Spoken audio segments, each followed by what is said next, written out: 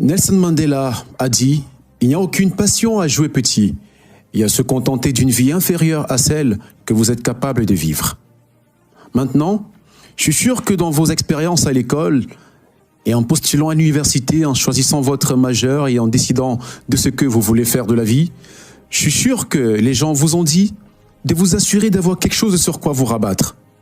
Mais je n'ai jamais compris ce concept, avoir quelque chose sur laquelle se rabattre. Si je vais tomber, je ne veux pas me rabattre sur quoi que ce soit. Je veux tomber en avant. Je me dis au moins comme ça, je verrai sur quoi me frapper sans consistance. Vous ne finirez jamais, alors faites ce qui vous passionne. Prenez des risques. N'ayez pas peur d'échouer. Il y a un vieux test de QI avec 9 points et vous deviez dessiner 5 lignes avec un crayon.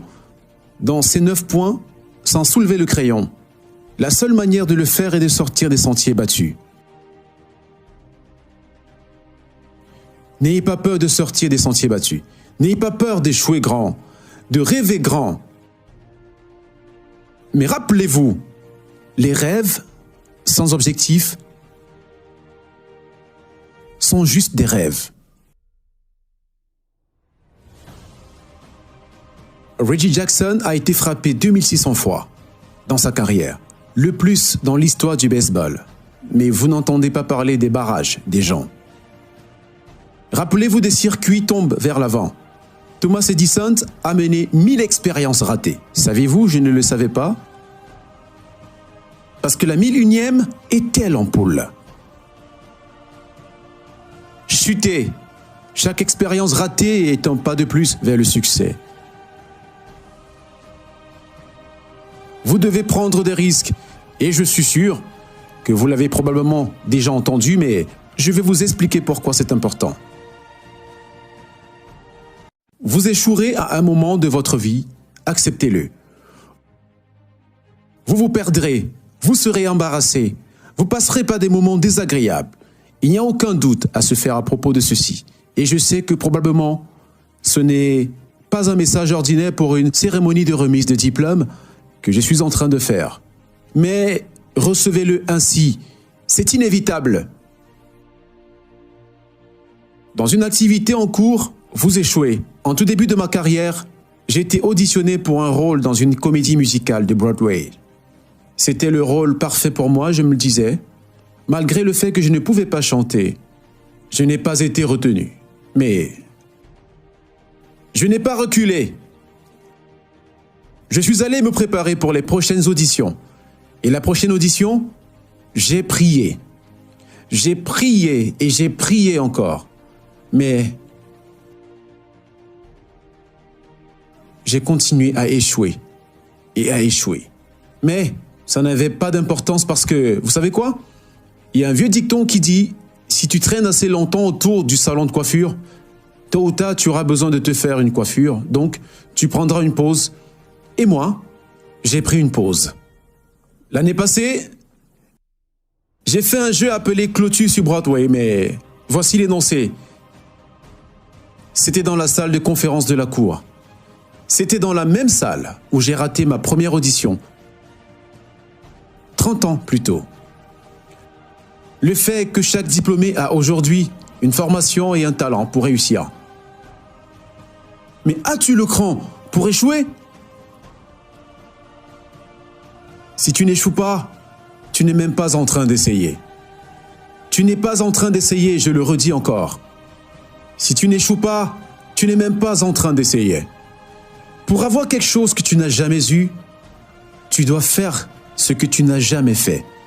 Imagine-toi sur ton lit de mort et autour de ton lit de mort, il y a des fantômes qui représentent tes potentiels non réalisés. Le fantôme des idées non mises en œuvre. Le fantôme des talents que tu n'as pas utilisés. Et ils sont tous placés debout, autour de ton lit, fâchés, déçus et dérangés. Et ils te disent, nous sommes venus à toi parce que tu aurais pu nous ramener à la vie. Et maintenant, nous allons ensemble à la tombe. Donc, je te demande aujourd'hui, Combien de fantômes seront près de ton lit au dernier jour? Je reviens de l'Afrique du Sud, un beau pays, mais on y trouve des endroits avec une pauvreté extrême. Et l'Afrique est juste la partie visible de l'iceberg. Le Moyen-Orient a besoin de toi. Le Japon a besoin de toi. L'Alabama a besoin de ton aide. Le Tennessee a besoin de ton aide. Le Louisiane a besoin de ton aide.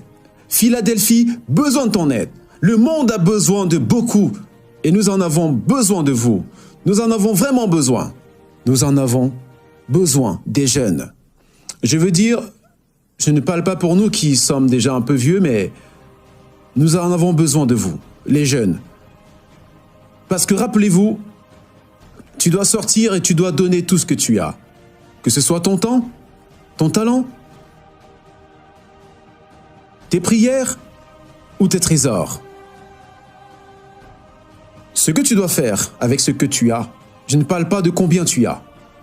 Certains d'entre vous sont chefs d'entreprise. Certains sont théologiens, infirmiers, sociologues. Certains d'entre vous ont de l'argent. Certains d'entre vous ont de la patience. Certains d'entre vous ont de la gentillesse. Certains ont de l'amour. Certains ont le don de la patience. Peu importe ce que c'est, peu importe quel est ton don, qu'est-ce que tu feras de ce que tu as? Maintenant, voici ma dernière opinion sur l'échec. Parfois, c'est le meilleur moyen pour voir où est-ce que tu vas. Ta vie ne sera jamais un chemin droit. J'ai commencé à l'université comme un étudiant en pré-médecine. J'avais un cours intitulé « La morphogénèse cardiaque ». Je ne pouvais pas le lire. Je ne pouvais pas l'expliquer et j'étais sûr que je ne pouvais pas le valider. J'ai donc décidé de m'inscrire en droit, ensuite en journalisme et avec aucune orientation académique. Mes notes étaient trop dans leur propre direction. J'étais des étudiants avec une moyenne de 1,8 et l'université m'a poliment suggéré que ce serait mieux de prendre un peu de temps. J'avais 20 ans et j'étais à mon point le plus bas. Et le jour, je me souviens du jour exact, c'était le 27 mars 1975. J'ai aidé ma mère dans son salon d'esthétique. Ma mère avait un salon d'esthétique et il y avait cette vieille femme. Je ne la connaissais pas personnellement, mais je regardais dans un miroir et chaque fois que je regardais dans un miroir, je pouvais la voir derrière moi. Elle me regardait. Elle me regardait toujours à chaque fois que je la regardais. Et elle n'arrêtait pas de me lancer des regards étranges et elle m'a finalement dit quelque chose que je vais jamais oublier. Elle m'a dit ceci: jeune garçon, j'ai une prophétie spirituelle. Elle m'a dit: tu voyageras à travers le monde et parleras à des millions de personnes. Et dans les années qui ont suivi, juste comme ce que la femme avait prophétisé, j'ai voyagé à travers le monde et j'ai parlé à des millions de personnes à travers mes films. Des millions de personnes qui jusqu'à ce jour ne pouvaient pas me voir. Je ne pouvais pas les voir pendant que je leur parlais et ils ne pouvaient pas me voir. Ils pouvaient seulement voir le film. Ils ne pouvaient pas me voir réellement, mais vous, je vous vois aujourd'hui. Je suis encouragé parce que je vois. Je suis renforcé parce que je vois. Parce que prendre le risque, ce n'est pas juste avoir un boulot. C'est aussi savoir ce que tu sais et ce que tu ne sais pas. C'est d'être ouvert aux autres et aux idées. Les chances que tu prends, les personnes que tu rencontres, les gens que tu aimes, la foi que tu as, c'est ça qui va te définir. Ne sois jamais découragé. Ne te retiens jamais. Donne tout ce que tu as. Et quand tu tombes, toute la vie, rappelle-toi de ceci. Tombe vers l'avant.